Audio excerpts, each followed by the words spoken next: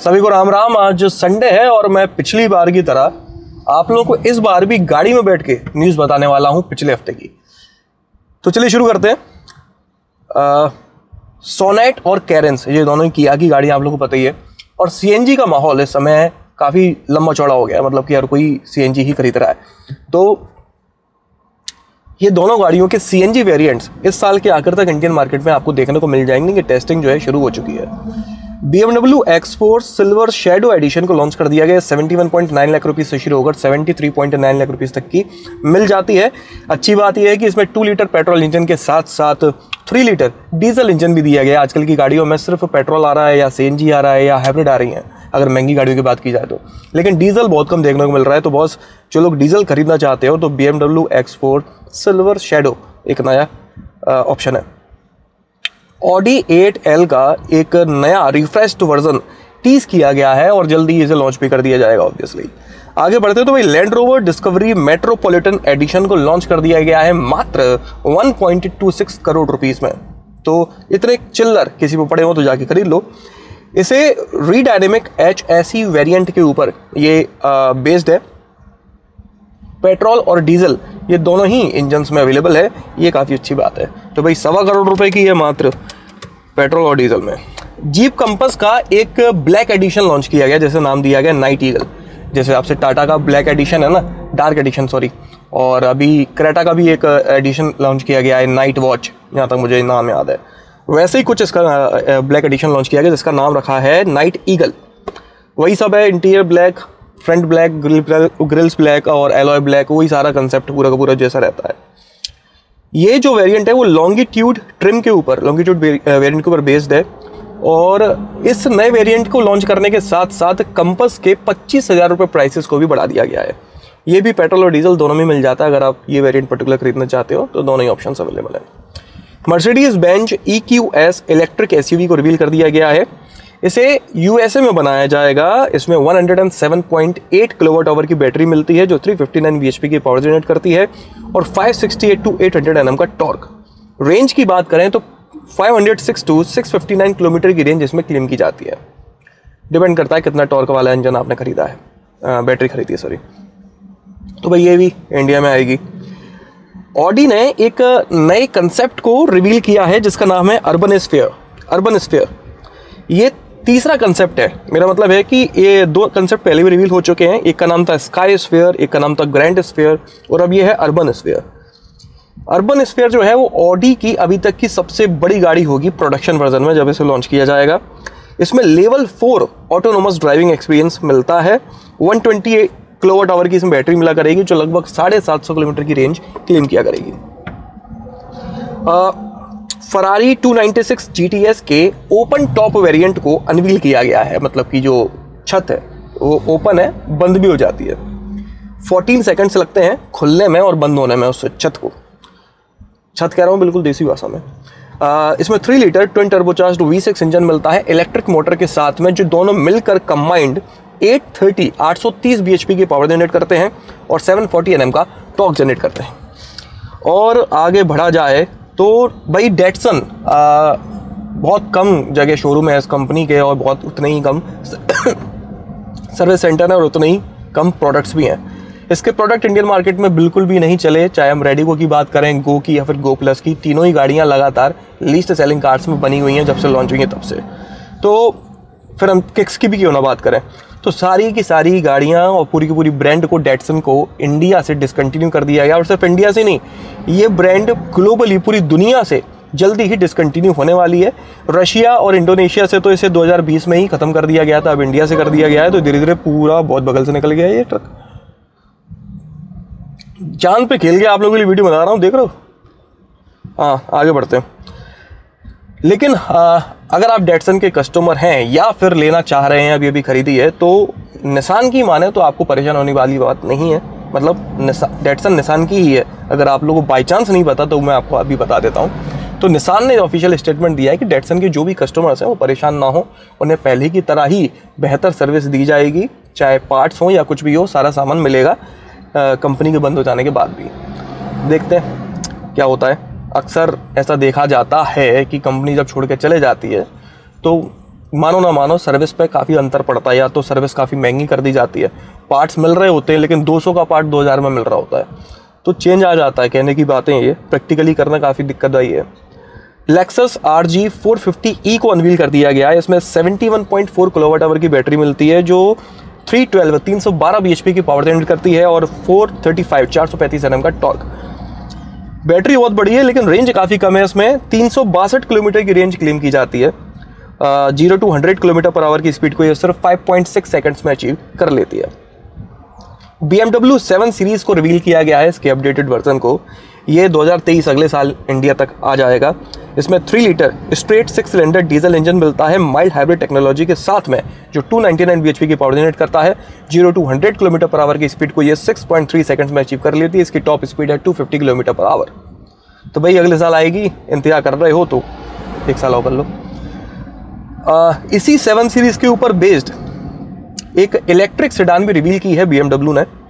इसमें 101.7 kilowatt hour की battery मिलती है जो 570 bhp की पावर जनरेट करती है। 590 to 624 किलोमीटर की रेंज इसमें क्लेम की जाती है। 0 to 100 किलोमीटर पर आवर की स्पीड को ये 4.7 सेकंड्स में अचीव कर लेती है। तो ये इलेक्ट्रिक वर्जन जो है वो ज़्यादा मुझे बेहतर लगा। भाई किया वाले इंडियन मार्केट में जल्द ही अपनी पहली इलेक्ट्रिक गाड़ी EV6 लॉन्च करने वाले हैं, जहाँ तक जून में लॉन्च हो जाएगी ये। इसकी बुकिंग्स जो हैं वो ओपन हो चुकी हैं, ओपन होंगी। 26 मई से इसकी बुकिंग्स ओपन हो जाएंगी। इसे इंपोर्ट किया जाएगा बाहर के देशों से, तो काफ़ी महंगी होगी ये। इसके जो पार्ट्स वगैरह होंगे वो काफ़ी महंगे होंगे। और इस शुरुआत में इसकी सिर्फ 100 यूनिट्स को ही इंडिया में लाया जाएगा। असल में प्रोडक्शन की दिक्कत है, पार्ट्स की दिक्कत है, कंडक्टर्स की दिक्कत है, तो इस वजह से। और इतनी महंगी होगी तो किया वालों को खुद में उम्मीद भी नहीं है कि इतनी ज़्यादा डिमांड होगी। तो शुरुआत में सिर्फ 100 EV6 इंडिया में लाई जाएंगी। रिस्पॉन्स मिला तो आगे बढ़ेंगे। अर्टिगा का फेसलिफ्ट लॉन्च हो गया था पहले, अब XL6 के फेसलिफ्ट को भी लॉन्च कर दिया गया। वही सारे चेंजेस जो अर्टिगा के फेसलिफ्ट में थे। कॉस्मेटिक चेंजेस हैं, कुछ फीचर्स बढ़ा दिए गए हैं, सेफ्टी बढ़ा दी गई है। 11.29 लाख रुपीज़ से शुरू होकर ये 14.55 लाख रुपीज़ में मिल जाती है XL6 फेसलिफ्ट। मारुति ने ऑल्टो और एस्प्रेसो के बेस वेरिएंट्स को डिसकंटिन्यू कर दिया है। एक ज़माना था जब ऑल्टो 3.5-4 लाख रुपए में इसका सेकंड टॉप या टॉप मिल जाता था। आज ऑल्टो 4,08,000 रुपये से शुरू होती है। इसका बेस वेरिएंट 4,08,000 रुपये का मिलता है और एस्प्रेसो जैसी गाड़ी भी 4 लाख रुपये से मिलना शुरू होती है।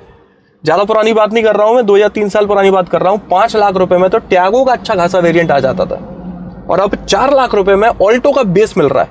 कितना डिफरेंस आ गया है पिछले 2-3 सालों में ही। हर मामले में अब तक ही महंगाई हो चुकी है। गाड़ियाँ तो आसमान छू रही हैं बस प्राइसेस के मामले में। गाड़ी पालना आजकल बहुत मुश्किल हो गया है, बहुत मुश्किल हो गया है। टैगो की अभी बात की थी और टैगो की न्यूज़ आ गई। 6 साल हो गए लगभग टैगो को लॉन्च हुए और इन 6 सालों में 4 लाख से भी ज़्यादा टैगो को बना लिया गया है। इस माइलस्टोन को अचीव करने के लिए टाटा मोटर्स और टैगो के सभी कस्टमर्स को बधाई। टोयोटा इनोवा HY क्रॉस इस नाम को रजिस्टर किया गया है। ये 3rd जनरेशन इनोवा हो सकती है, ये हाइब्रिड हो सकती है।